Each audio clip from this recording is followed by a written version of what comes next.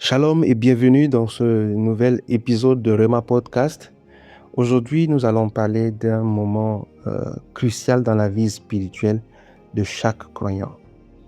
Quitter l'enfance spirituelle pour entrer dans la maturité. Et donc le thème, c'est quitter l'enfance spirituelle. Donc beaucoup restent coincés dans ce qu'on pourrait appeler la dépendance spirituelle. Une foi superficielle, une compréhension limitée de Dieu, des réactions émotionnelles plutôt que des réponses de la foi. Mais Dieu nous appelle à grandir. Dieu nous appelle à passer des étapes et à aller encore dans les plus hautes dimensions de maturité possible. Donc Dieu nous appelle à passer de l'enfant à l'adulte spirituel. Donc au premier point, c'est qu'est-ce que l'enfance spirituelle? Donc l'enfance spirituelle se manifeste souvent par une foi dépendante. Nous pouvons souligner cela. Une foi dépendante des émotions et des circonstances. C'est-à-dire une vie de prière répétitive sans compréhension profonde des paroles prononcées, de ce que nous adressons à Dieu à un moment donné. Donc une lecture de la parole superficielle juste pour ressentir ou consommer. C'est cette attitude-là qui se dégage au moment de l'enfance spirituelle. Et c'est aussi une dépendance excessive au leader plutôt qu'à Dieu directement.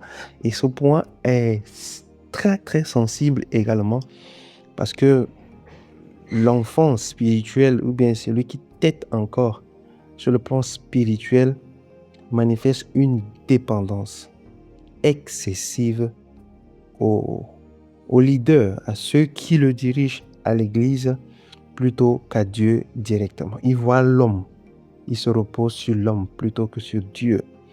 Et le deuxième point est la maturité spirituelle, un appel. La maturité spirituelle, c'est un appel. C'est-à-dire que Dieu nous appelle à grandir spirituellement. Donc, quitter l'enfance spirituelle, c'est prendre ses responsabilités dans sa vie de foi. C'est assumer ses responsabilités. C'est arriver au point de découvrir qu'il y a des choses que seuls nous, en nous agenouillant et en priant, Dieu pourra débloquer cela dans notre vie. Nous n'allons pas aller chercher après tout le monde de prier pour nous, prier pour moi, prier pour moi, prier pour moi. Nous devons savoir qu'il y a une dimension donnée où nos prières à nous sont légitimes de pouvoir débloquer certaines situations dans notre vie. Alléluia. Et quitter l'enfance spirituelle veut dire également prendre des décisions guidées par la sagesse et la compréhension, non pas seulement par l'émotion. Et une sagesse, un niveau de sagesse qui doit nous guider. Et c'est aussi développer un discernement pour reconnaître les voies qui influencent notre vie.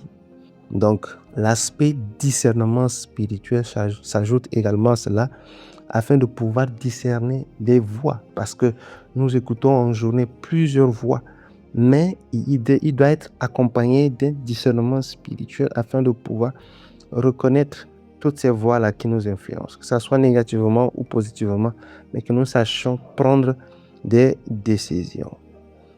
La maturité spirituelle n'est pas une option. Alors Dieu nous appelle. Ce n'est pas une option. Nous ne pouvons pas demeurer à ce niveau intact sans grandir. Si après 10, 15, 20 ans dans le Seigneur, nous n'avons pas vraiment une indépendance spirituelle des hommes, mais plutôt que de Dieu, c'est qu'il y a un grand souci. C'est un appel à vivre pleinement la relation avec Dieu et à refléter sa gloire dans notre vie quotidienne. Alléluia. Au troisième point, les obstacles à la maturité. Très important ce point que j'aimerais souligner avec nous, qu'il y a des obstacles, des choses qui sont là. Si nous n'arrivons pas à les identifier, notre croissance ou bien sortir de l'enfance spirituelle sera difficile. Donc, beaucoup restent enfants spirituellement à cause de quoi? Premier point, à cause de la peur de la responsabilité. Les gens ont peur d'être responsables. Quand je dis être responsable, c'est affronter certaines dimensions, c'est assumer certaines responsabilités. Et il y a aussi la paresse spirituelle. De nos jours, c'est ce qui existe le plus souvent, la paresse spirituelle. On ne fait pas des efforts pour pouvoir grandir spirituellement, des efforts dans la prière, des efforts dans des œuvres, des efforts pour que Christ puisse se manifester à travers nos vies, des efforts à pouvoir grandir, à être sensible à la voix de Dieu. Il y a des efforts, il y a notre part de responsabilité. Mais triste est de constater qu'il y a une paresse spirituelle qui s'installe. Il y a aussi l'attachement aux habitudes confortables. Il y a une zone là où nous nous sentons très confortables. C'est-à-dire, je pars à l'église, quand le culte finit, je sors directement, je rentre. Et le dimanche prochain, je repars. Je fais ces va-et-vient chaque dimanche. Je ne vais pas grandir. Si j'ouvre seulement ma Bible chaque dimanche à l'église, je ne fais pas des efforts pour aller seul dans le lieu très saint, parler à mon Père. J'attends toujours que les gens prient avec moi. J'attends toujours qu'il y ait une atmosphère de prière avant de prier. Non, nous devons apprendre à quitter l'enfance spirituelle. La dépendance excessive aux autres pour comprendre la foi. Je dis comprendre la foi ici parce que cette catégorie de personnes qui vivent dans l'enfance spirituelle n'ont pas ce courage de rentrer dans l'intimité, ce que nous venons de le dire, pour écouter eux-mêmes la voix de Dieu, entrer eux-mêmes dans la présence de Dieu pour expérimenter Dieu. Donc, il y a cette dépendance excessive aux autres pour comprendre les choses. Et cela n'avantage pas et cela constitue un obstacle à ce que nous puissions grandir. Mais vous devez savoir que Dieu appelle chacun de nous à grandir et agir avec discernement. Au point 4, les signes de la maturité spirituelle. Quand une personne a grandi spirituellement, ceux qui sont spirituels, ceux qui ont traversé d'une manière ou d'une autre, qui ont atteint un certain niveau de maturité, peuvent facilement détecter. Alors, quels sont ces signes? Une personne qui quitte l'enfance spirituelle commence premièrement à prendre des décisions alignées sur ses convictions. Quand je parle de ses convictions, c'est ce que Dieu a transmis dans son cœur. Donc, il ne prend pas des décisions alignées sur des émotions, mais plutôt sur ses convictions.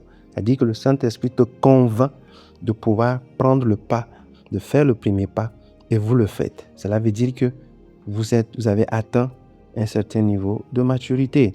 Pardonner et aimer, même quand c'est difficile. Et là, c'est le test. Et là, plusieurs versets dans la Bible reflètent cela, la maturité, le pardon. La maturité, le pardon. Donc, pardonner et aimer.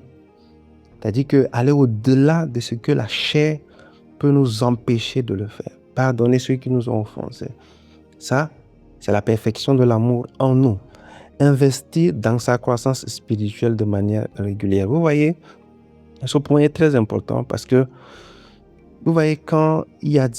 Peut-être, je prends un exemple simple. On te dit, achète un livre. Et ce livre pourra te faire grandir spirituellement. Et en écoutant cela, vous préférez prendre cet argent, aller investir dans autre chose. Je dis autre chose, c'est-à-dire dans ce qui est naturel, voilà, les habits, peut-être des chaussures. Alors que vous êtes convaincu que vous devez acheter un livre, que vous devez lire, un livre chrétien qui doit vous galvaniser spirituellement ou qui doit vous ouvrir encore les yeux. Donc, c'est un exemple seulement pour illustrer ce point. Alors, pour illustrer ce point, pour nous faire comprendre combien de fois la personne qui a grandi ou qui a grandi spirituellement sait comment investir ses ressources financières dans sa croissance spirituelle. Et cette personne également a une vision plus large pour sa vie et pour sa génération. C'est-à-dire que à force de grandir, le battement du cœur du Seigneur se fait ressentir dans son cœur et il commence à agir, à réfléchir, à faire des choses comme le Seigneur. Et donc la maturité n'est pas immédiate, ce que vous devez savoir, mais elle se développe par la discipline, la prière et l'expérience. C'est ce que le Seigneur nous enseigne tous les jours. Alléluia. En cinquième point, la maturité de grandir, ou la responsabilité, j'allais dire, de grandir. La maturité spirituelle implique la responsabilité, et la responsabilité dans la famille, au travail et dans la communauté. La responsabilité de gérer ses paroles et ses émotions, très important. Et aussi d'influencer, positivement les autres par l'exemple. Vous devez savoir que Dieu ne nous appelle pas à rester dépendants, mais à être des leaders dans notre sphère de vie. Le septième point, c'est l'importance du discernement. Vous devez savoir que la maturité spirituelle permet de discerner les conseils vrais des faux. Qui parle, oui, qui dit la vérité et qui ne le dit pas. Ça nous permet également de discerner les promesses réelles et des illusions. Nous devenons plus sages. Et notre sens de discernement nous amène également à pouvoir identifier les opportunités constructives des distractions inutiles. Et donc, le discernement est un signe que l'on a quitté l'enfance spirituelle et que l'on marche avec Dieu de manière consciente et volontaire. Alors aujourd'hui, voici une question que j'ai pour vous. Es-tu prêt à quitter l'enfance spirituelle? Es-tu prêt à grandir dans ta foi, prendre des responsabilités spirituelles, discerner avec sagesse, influencer le monde par une foi adulte et vivante? Vous devez savoir également que rester enfant peut sembler confortable, mais la croissance demande le courage, demande la discipline, demande un engagement constant. Dieu t'invite à entrer dans une maturité spirituelle où ta vie devient un témoignage vivant, un outil de transformation et un phare pour ta génération. Quitter l'enfance spirituelle, c'est enfin marcher avec confiance, avec sagesse, également avec puissance. Alléluia. C'est cette parole que nous voulons partager avec vous dans ce nouvel épisode de Rema Podcast de cette semaine. Que le Seigneur vous bénisse, que le Seigneur étende sa main sur vous et vous amène dans les profondeurs à découvrir encore toute la plénitude de sa sagesse et de la croissance qu'il nous réserve. Soyez bénis au nom puissant de Jésus-Christ. Amen.